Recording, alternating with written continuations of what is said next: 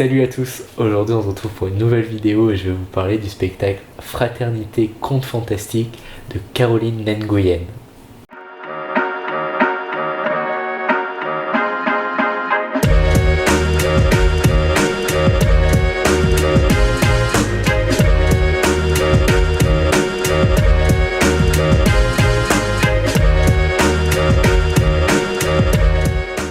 L'intrigue est simple mais super originale.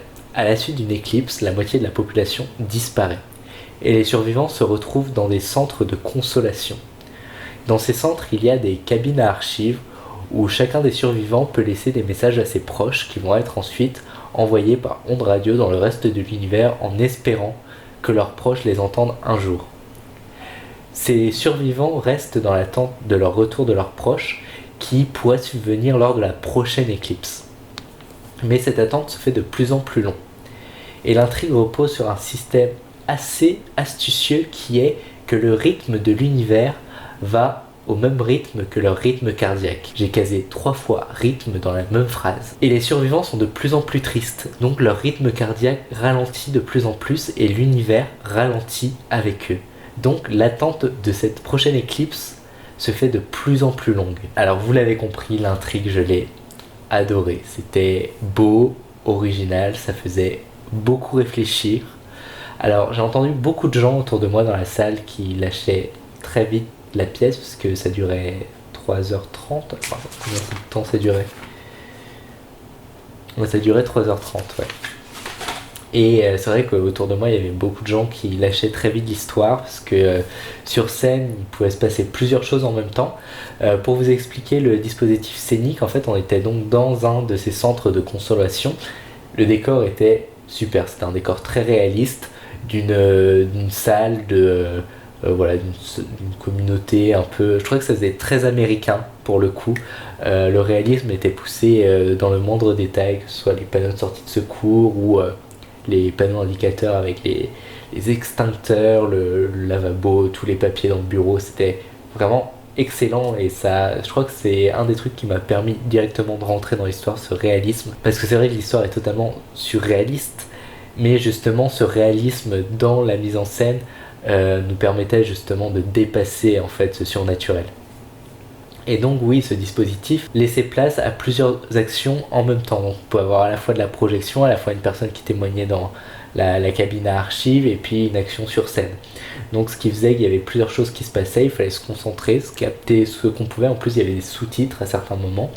Ça j'ai beaucoup aimé aussi, il y avait un croisement de cultures obligé parce qu'on voyait qu'on était dans un quartier où il y avait différentes cultures qui cohabitaient et tous ces gens se retrouvaient là et devaient faire avec. Donc parlait plusieurs langues, il y avait des gens qui traduisaient, nous, public, on avait donc ces sous-titres, et voilà, on avait toutes ces infos qui venaient à nous et il fallait choisir. Et c'est vrai que j'ai entendu plusieurs personnes qui lâchaient un peu à certains moments, parce que aussi il y a certains moments qui sont assez longs, mais je trouve que ça faisait partie aussi de cette attente, puisqu'on est vraiment dans une attente commune de quand ces gens vont revenir et est-ce qu'ils vont vraiment revenir en fait. Étonnamment ça m'a fait penser un peu à la saga Marvel. C'est vrai que dans un des opus des Avengers, il y a aussi un peu cette intrigue de la moitié de la population qui disparaît et qu'est-ce qu'on va faire.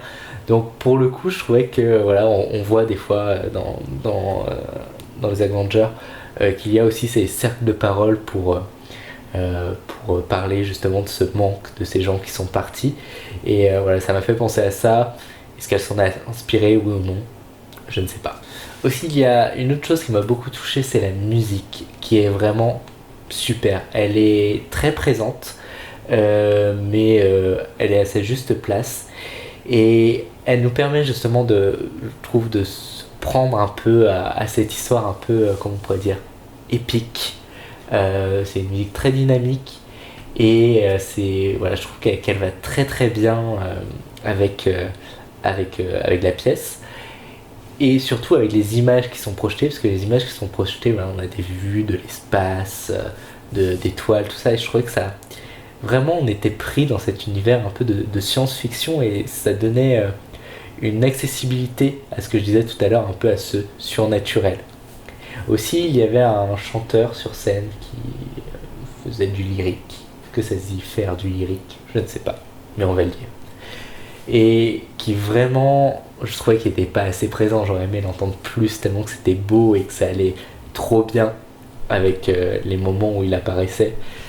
Et ouais, c'est vrai que la musique pour le coup dans cette pièce n'était pas en trop. Au théâtre c'est très risqué je trouve de faire entrer de la musique. Je trouve des fois c'est très mal fait, on sent un peu l'ajout obligé, mais là c'était juste parfait. Après il y avait des choses qui n'allaient pas et certains moments vraiment où je lâchais un peu l'histoire, j'avoue, parce que il y avait certains points de l'histoire qui n'étaient pas assez détaillés, je trouvais. Notamment tout ce qui était autour du temps qui s'écoule, comment ces personnages ressentent ce temps qui s'écoule. Ça, j'étais un petit peu perplexe à certains moments. Surtout à un moment, il y a un twist qui arrive beaucoup trop tard dans l'histoire, je trouve.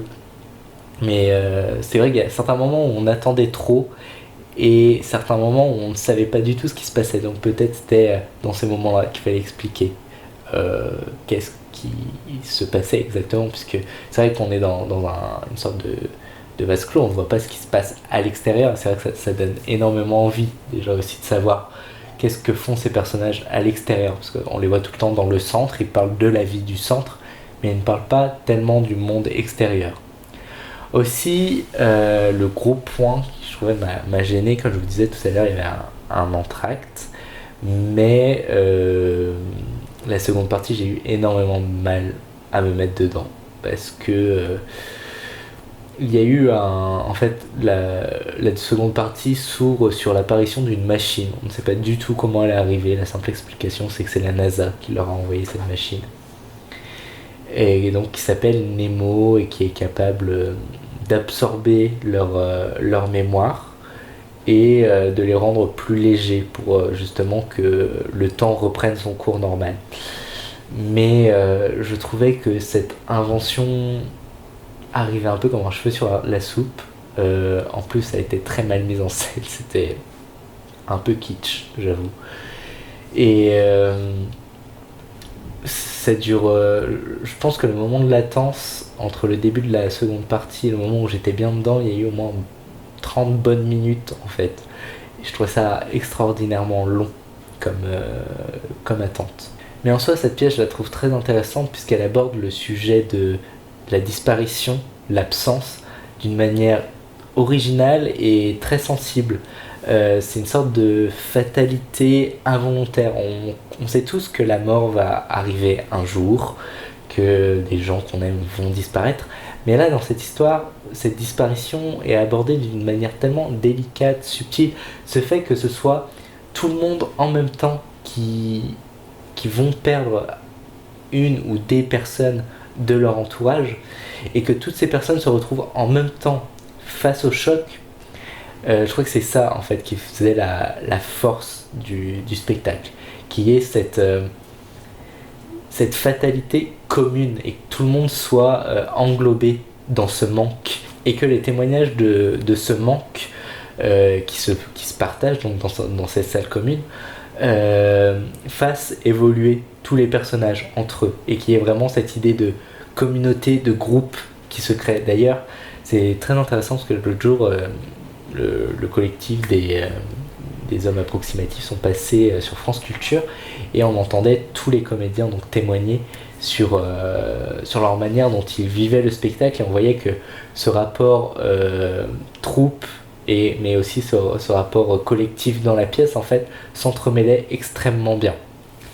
Donc je ne peux que vous conseiller d'aller voir Fraternité Conte Fantastique de Caroline Nguyen qui est vraiment tellement doux, tellement fort et étrangement j'ai trouvé ce spectacle malgré la gravité du sujet qu'il aborde tellement réconfortant et on ne se sent pas seul en fait dans cette pièce et ça c'est très rare je trouve au théâtre de se projeter dans une histoire de communauté et ça fait du bien.